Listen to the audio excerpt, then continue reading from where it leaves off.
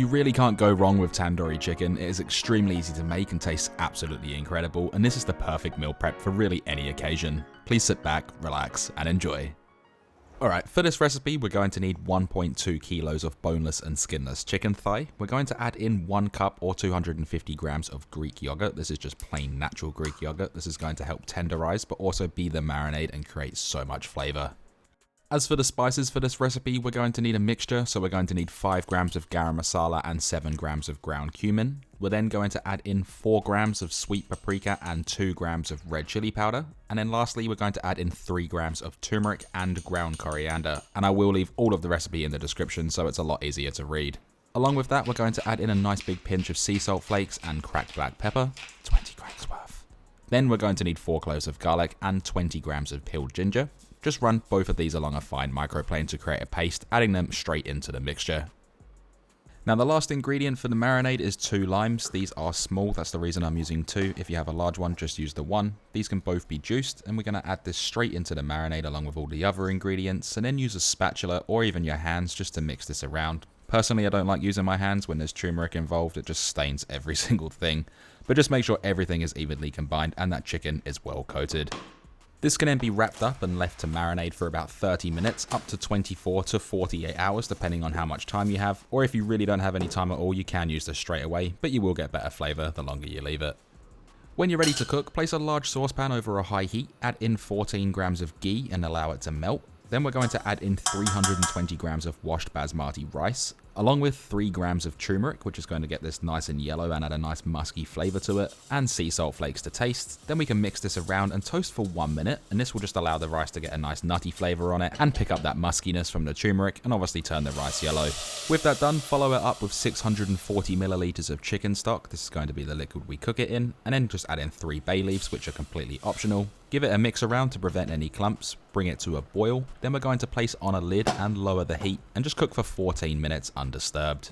Now in the meantime, we're going to be making a raita. This is the sauce that will complete the dish, so I highly recommend you make it. And for this, just grate 1/4 of a cucumber on the larger side of a box grater. We're then going to need 3 grams of both coriander and mint. These are going to be scrunched up nice and tight to make them easier to work with. Then just grab a nice sharp knife and give them a good rough chop. They don't have to be perfect, just make sure that there's no large leaves or stems. As for putting it together, in a bowl add 170 grams of plain Greek yogurt. We're then going to follow it up with that grated cucumber. You can squeeze off a little bit of the moisture if you want to. We're going to add in 2 grams of ground cumin. This is just going to add a nice earthy warmth. Add in the mint and coriander, then season to taste with sea salt flakes.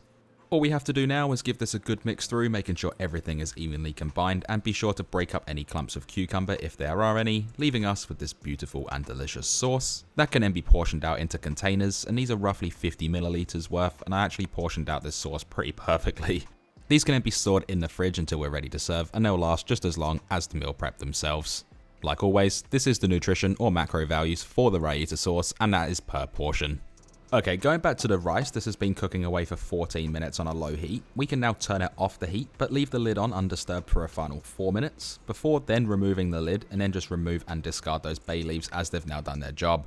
Fluff up the rice with a fork or spatula just to break it up a little bit and make this nice and fluffy, and this can then be removed from the stovetop and set aside, and this is the macros for the rice, and again that is per portion. Now with the chicken, I recommend taking it out of the fridge 30 minutes prior to cooking. We're then going to add in 40 milliliters of peanut oil or vegetable oil, the choice is yours, and then we're going to give this all a good mix around, getting it nice and lathered up. Now the way I'm going to cook this chicken is completely optional. There is multiple choices. All of the stuff about it is in the description. You can use a griddle pan, you can use the oven, you can just do it in a flat pan, or you can do it in a barbecue, which is exactly what I'm going to be doing. Now the barbecue's been heating up for about 20 minutes, it's nice and hot, sitting at 260 degrees Celsius. We're then going to add on all of the chicken, scooping up as much of that marinade as possible, preferably lying the chicken on the flat side down, and then we're going to grill these for 5 minutes, shutting the lid down at the same time. Like I said, if you don't have a barbecue, there is other ways to cook this, and I'll have all of the details in the description. Now after 5 minutes, let's pop up the lid and rotate our chicken, flipping every single one over. Just make sure nothing's stuck, or if it is, just be gentle with it so it doesn't tear. And then we're just going to continue grilling for another 5 minutes with the lid down again. Okay, so now after 10 minutes, our chicken's currently sitting at about 71 degrees Celsius. It's going to increase its heat for by about 2 to 3 degrees, which will make it absolutely perfectly cooked and so juicy as well. This can then just be removed from the grill, just placing it onto a large baking tray or anything you have really, and then allow it to rest for about 10 minutes. With it now rested and the juices have redistributed, you have the choice to either leave it whole, or you can thinly slice it like what I'm doing here, or you can even dice it and fold it through the rice. It is completely up to you. There is many ways to serve this, and these are the nutrition values for the tandoori chicken alone. Serving up is super simple. You can either weigh everything out or divide everything by 5. I have included the weights on all of those macro cards. I'm just going to lay a bed of rice on the bottom and then place that tandoori chicken over the top. If you did fold it through, just add everything straight in.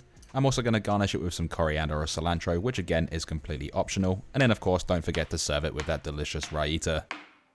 Allow these to cool for about 20 minutes before placing on the lids. These will last up to 4 days in the fridge and up to 4 months in the freezer, and the raita will last just as long too. And as for the macro cards, this is everything together, including the raita. With that all done and you're ready to eat, place the raita over the top, mix it all through. This will get everything nice and saucy and the flavors will combine really well. And of course, we can then dig in. There is so much flavor in that from something so simple. Obviously there is quite a few spices in this, but most of them you should already have in your house already. If not, do go out and get them because you can use them in other recipes. I really do hope you enjoyed this recipe as much as I do. If you did, please hit that like button. It really does help me out, and consider subscribing, and I'll see you in the next one. Thanks for watching.